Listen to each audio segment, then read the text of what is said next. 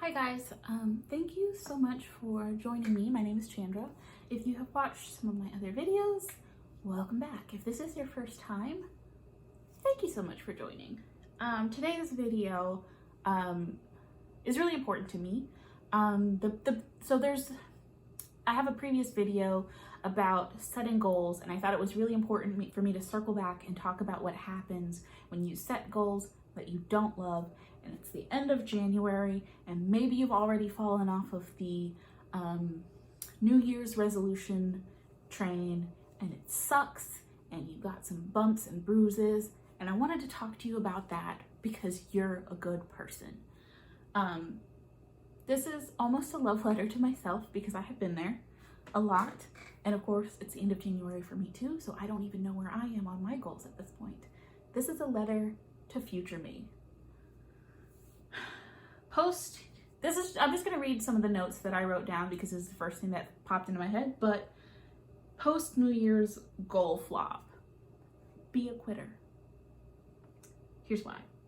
What happens when you change your mind? What happens when you don't want what you thought you wanted? That's the first thing that popped into my head when I finished making my goal setting video. And the reason that I did that is also because of the 300 things from, oh my gosh, I can't think of his name. I've got it right here. Steve Harvey. I was gonna call him some crazy things, y'all. He would have laughed at me. It would have been great. Technology to the rescue. Yeah, so I did my 300 things. There's a lot of stuff on my list, like I said, that I realized I didn't actually want. And if I hadn't set those goals in that way where I had the freedom to release them, I could have felt pretty bad about that, and I don't want that. I don't want anybody to watch my goal setting video, set some goals, set the bar really high for themselves, and then be like, I hate all of this. Why did I do this to myself? I feel like a failure. So here are the thoughts that came to me in regards to setting goals. 1, you set a goal and you didn't actually want it. And that's okay. Whenever you set a goal and you are struggling to achieve it, it's important to determine, is this the thing that I actually want and I'm just having a hard time accomplishing it? Or is it that I'm procrastinating because it's not actually what I want? There's 2 different options. So look at your New Year's resolutions, your New Year's goals, and determine, were these things that I actually wanted? And if they're not, it's okay. Let it go. Doesn't even matter. The thing that you learned by setting the goal and realizing it's something you don't want is that you realize it's not for you, and that opens you up to find the thing that is for you. So if you realize that you didn't actually want your goal, let it go. It's totally okay. 2, you do or don't want your goal, but you feel guilty if you haven't achieved it and you haven't been working on it, or you feel guilty about giving it up. Those are 2 things that can happen. And then you keep pushing yourself. So if you feel guilty because you set a goal and you feel like you're failing, re-examine the goal and see if you actually have all the tools that you need to accomplish the goal. Do you need more training? Do you need a mentor? Do you need more time or space? Figure out what it would be that would make it possible for you to do the goal, and maybe change the goal. So if you realize that, I'm just going to use this as an example because it's right in front of me. If you realize that you want to write a book, and you haven't been writing a book, and you were going to write every day, and now you feel like a failure, do you have paper? Like, it's going to be really hard for you to do this if you don't have paper, or you don't have a phone, or you don't have a laptop or something to write on. Like, if that is it, then your goal should be, I want to get a laptop or a notebook and some pens because I want to write a book. So you set the goal too far in advance of where you are in order to start accomplishing the goal. You need to break the goal down a little bit smaller, and maybe you're adjusting your goal to something that's a bit more appropriate. Or if you feel guilty because you realize, I don't want this, and you're having a hard time letting it go, then realize, are you trying to accomplish this goal because someone else told you you should? Because if you're living the life for other people, then that's a whole nother set of work. And maybe I'll make a video for that. But the bottom line is, you can't live your life for other people. And if your goals are based off of what other people think you should be doing, then it's going to be really hard to accomplish them. So I just want to put that in your heart. If you're not doing the goal for you, then there's no point in carrying the guilt of not doing it, because it's not yours.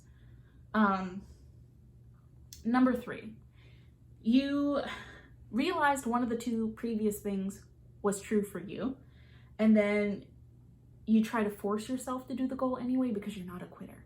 And that's where the be a quitter part comes from. If the goal is not at the right level for you, it's okay to quit.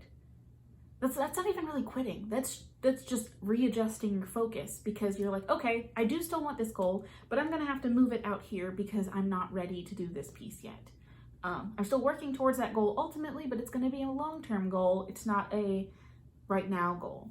Or you're like, no, I didn't want it. You're right, I didn't want it at all. Someone told me that I needed to want it, and I don't. That's okay. That's totally okay.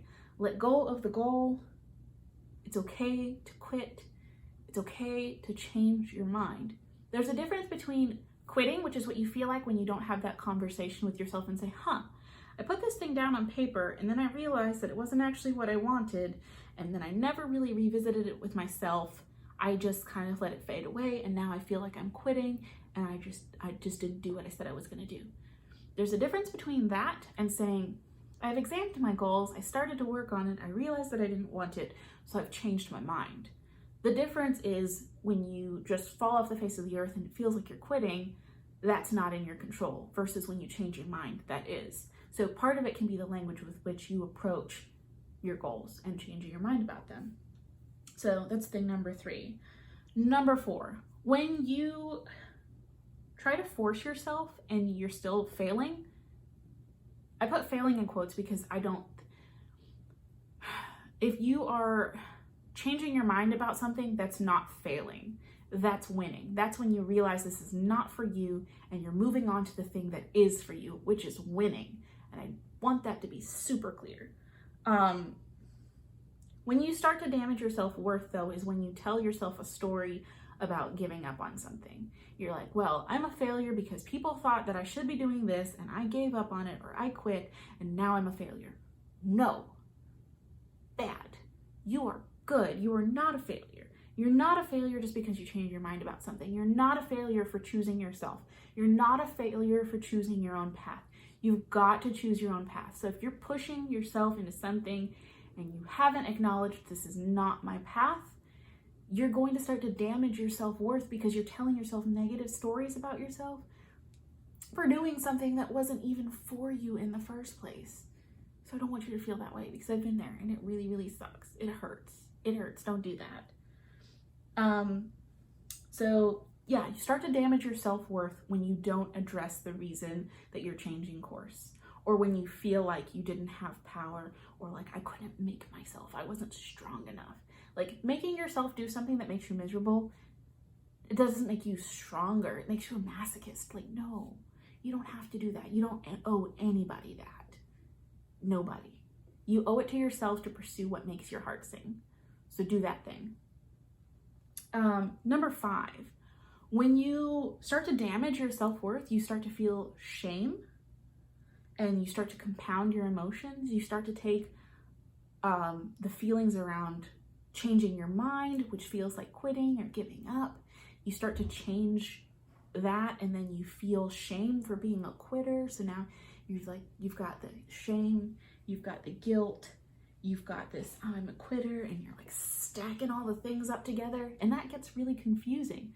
So then you don't even know how you feel about yourself, and you don't know if you're like, oh, am I doing this because it's what I want, or am I doing it because it's what people say I should want? And the reason that I'm talking about this so passionately is because I have done this to myself with so many things. I like to learn things. Like I said at the beginning, I wanted to do, not in this video, but in my goal setting video, I think, as well as in my 300 things, I want to do it all. I want to try it all. And for me, writing is the way to do that, because I can experience a little bit of each world without having to become a surgeon, without having to become an astronaut. I can sample the world mentally, and that is my happy place. But find your happy place, right? So don't start layering the way that you feel about different things on top of each other, because that gets super confusing and it just adds to your own emotional suffering.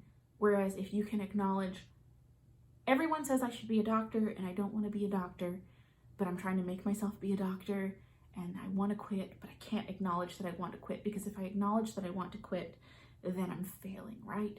No, just be like, you know what? I don't love this and I want to quit. Maybe you're not quitting yet. Maybe you're not quitting right now. I'm not saying that you have to quit, but I'm just saying being able to acknowledge your own feelings about a situation, being able to be honest with yourself is going to take a lot of the pressure off. Even if you're not necessarily ready to take action based off of that, being honest with yourself is huge. And it'll at least keep you from layering all your emotions and getting confused about what it is that you're actually feeling or wanting out of a situation. So that is number 5.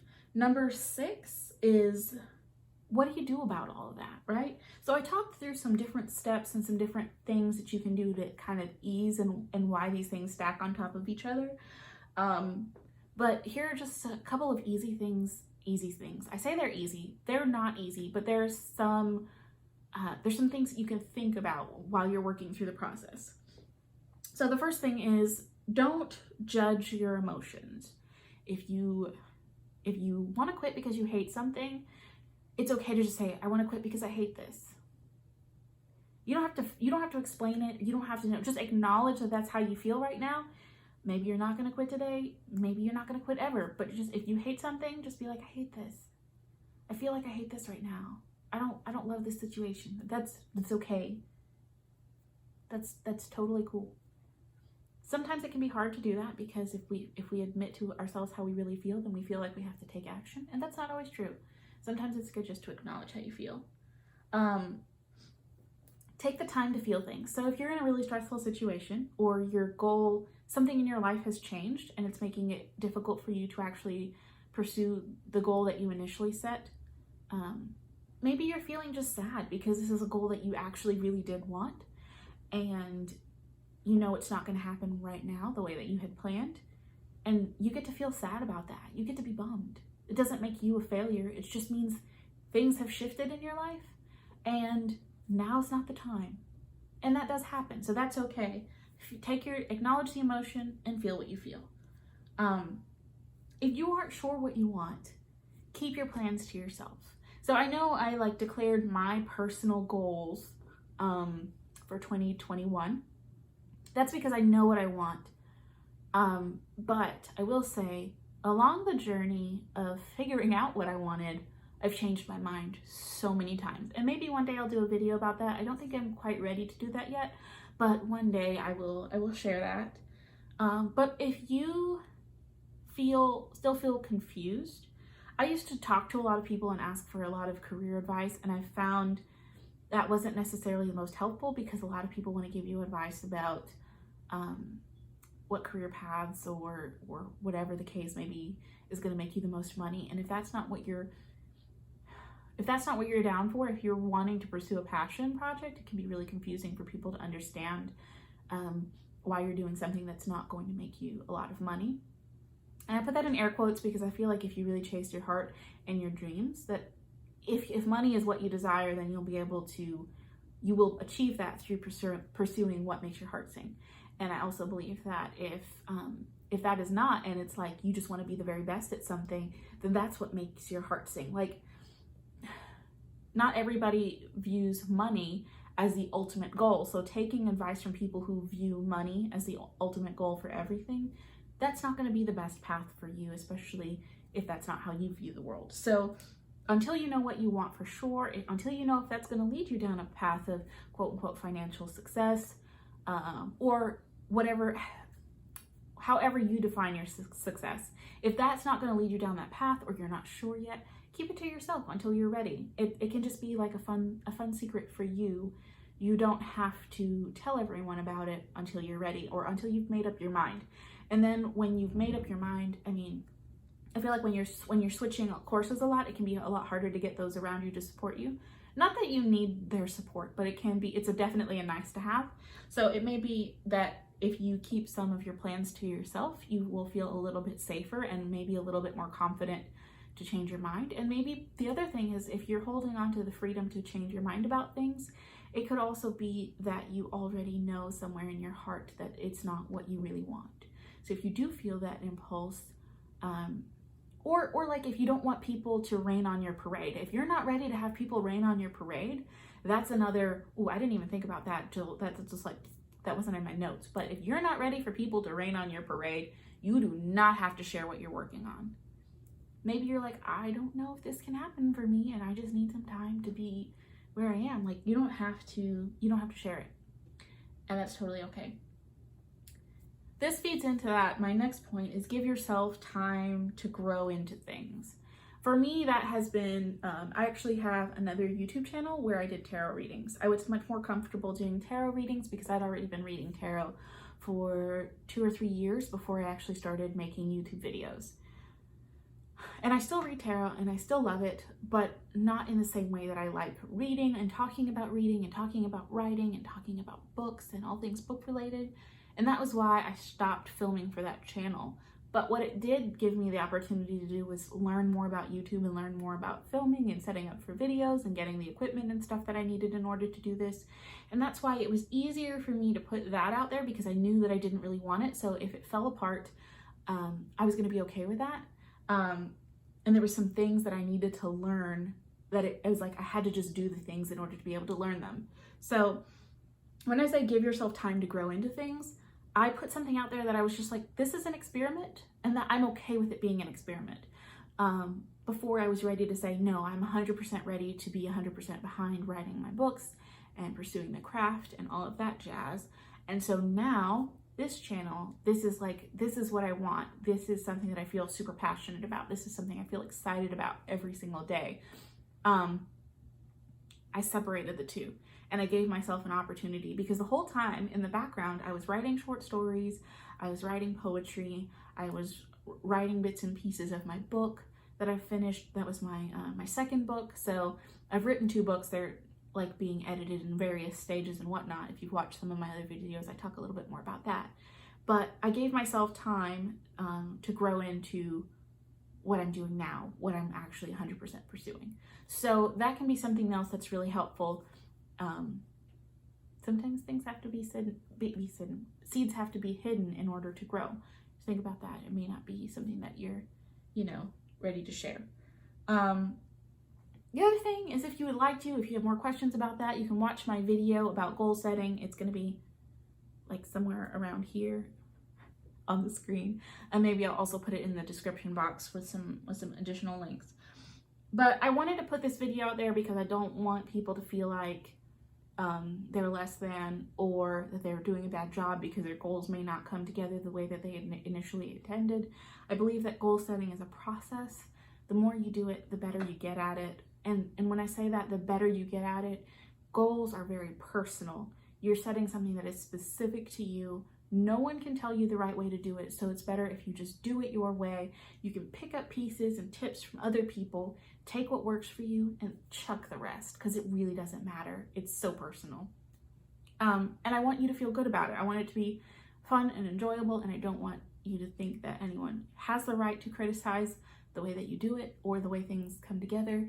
Even if you set all of your New Year's goals and you chuck them out the window, that's totally okay. That's valid. So yeah, I hope this video was helpful. I hope that your new year has been fantastic so far, and I will talk to you guys later. Yeah, go do the things, write the stuff. Bye.